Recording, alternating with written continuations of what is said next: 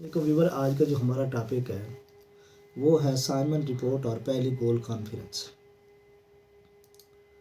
चलते हैं अपने टॉपिक की तरफ। से पहले आपसे रिक्वेस्ट है कि आप मेरे चैनल को सब्सक्राइब, लाइक और शेयर करना। इस माहौल में साइमन कमीशन की रिपोर्ट जून के महीने में शाया हुई। मुख्तलिफ वजूहात से उनकी सिफारिशात हिंदुओं और मुसलमानों दोनों के लिए नाकाबिल कबूल थी। बाज़ लोगों को साइमन कमीशन रिपोर्ट के नाम से वहशत थी। बरतानिया के वज़ीर आज़म ने ऐलान किया कि तमाम दस्तूरी मामलात पर आज सर नौ गौर करने के लिए जल्द ही मुख्तलिफ कौमों और बरतानवी हुकूमत के नुमाइंदों की एक गोल मेज़ कॉन्फ्रेंस लंदन में बुलाई जाएगी। कांग्रेस सिविल नाफरमानी की तहरीक चला रही थी। उसने कॉन्फ्रेंस में शरीक होने से इनकार कर दिया। कॉन्फ्रेंस का इजलास नवंबर के महीने में शुरू हुआ और जनवरी 1931 के वस्त तक जारी रहा। इसमें शरीक होने वालों की तादाद 90 के करीब थी। आगा खान को पहले मुसलमानों ने अपने डेलीगेशन का सरबराह चुना। बाद में सारे हिंदुस्तान डेलीगेशन ने उनकी क़यादत कबूल कर ली। शाह बरतानिया ने कॉन्फ्रेंस का इफ्तिताह किया। खुले इजलास में मुद्दब्बीन ने बहुत गर्मा गर्म तकरीरें की।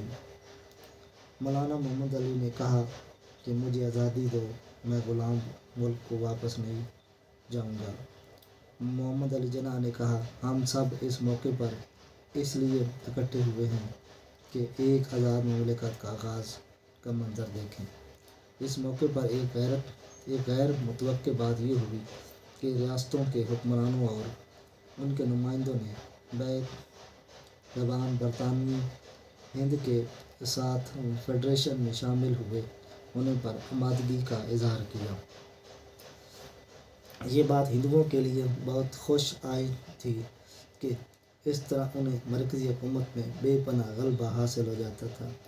कॉन्फ्रेंस के पेश नज़र मसाइल को हल करने के लिए बहुत सी सब कंपनियाँ बनाई गईं। उनके इजलास बंद कमरों में होते थे। इन कमेटियों के अरकान के बाज़ लोगों की सरगर्मियाँ और नाकाबिल फ़हम थीं और इन पर किसी गहरी साजिश का गुमान था। माहौल पर शकूक व शुबहात की फ़ज़ा गालिब थी। सबसे अहम कमेटी अक़लियतों के हकूक़ की सब कमेटी थी। अगर ये किसी नतीजे पर पहुँच जाती तो दस्तूर साज़ी का काम आसान हो जाता, लेकिन सूबाई और मरकज़ी मजलिस कानून साज में मुख्तलिफ कौमों की नुमाइंदगी का मसला उलझ गया और बहुत से मुज़ाकरात के बाद भी हल न हो सका। बरतानवी हुकूमत और हिंदू मुद्दब्बीन का गठजोड़ ज़ोर बरोज़ नुमायाँ होता जाता था। आखिर वस्त जनवरी में एक ऐसा मरला भी आ गया कि नुमाइंदगी के एक फार्मूले पर मफाहमत यकीनी हो गई। जब कमेटी के अरकान अपने अपने कलम उठाकर समझौते पर दस्तखत करने लगे तो एक सिख मेंबर ने पंजाब की मजलिस कानून साज में अपनी कौम के लिए एक ज़ायद नशिस्त का मुतालबा दाग दिया। इस नुक्ते पर बहुत सी बहस बेनतीजा रही और महज एक शख्स के रवैये से बात बनाई बात बिगड़ गई और समझौते का इम्कान ख़त्म हो गया। इससे पहले 4 जनवरी 1931 की सुबह को मौलाना मोहम्मद अली इंतकाल कर गए। क़ायद-ए-आज़म ने इस कॉन्फ्रेंस में बड़ी सरगर्मी से हिस्सा लिया। कॉन्फ्रेंस का सदर लॉर्ड सांके और उसकी फरासत का बहुत मुत्तरा था और तमाम अहम अमूर पर उनका मशवरा तलब करता था। क़ायद-ए-आज़म इस कॉन्फ्रेंस के वाहिद रुकन थे जिन्होंने इंडियन आर्मी को फौरी तौर पर कौमियाने के हक़ में आवाज़ बुलंद की थी।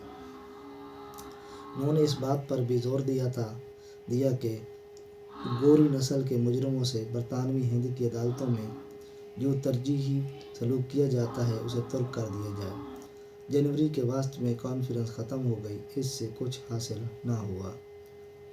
नशिस्तंद व गुफ्तंद व बर्खास्तंद वाला मजमून रहा। कॉन्फ्रेंस का आइंदा इजलास सितंबर 1931 में करार पाया। آج تک اتنا ہی، نیکسٹ ویڈیو ملتے ہیں نئے ٹاپک کے ساتھ، نئی ویڈیو کے ساتھ.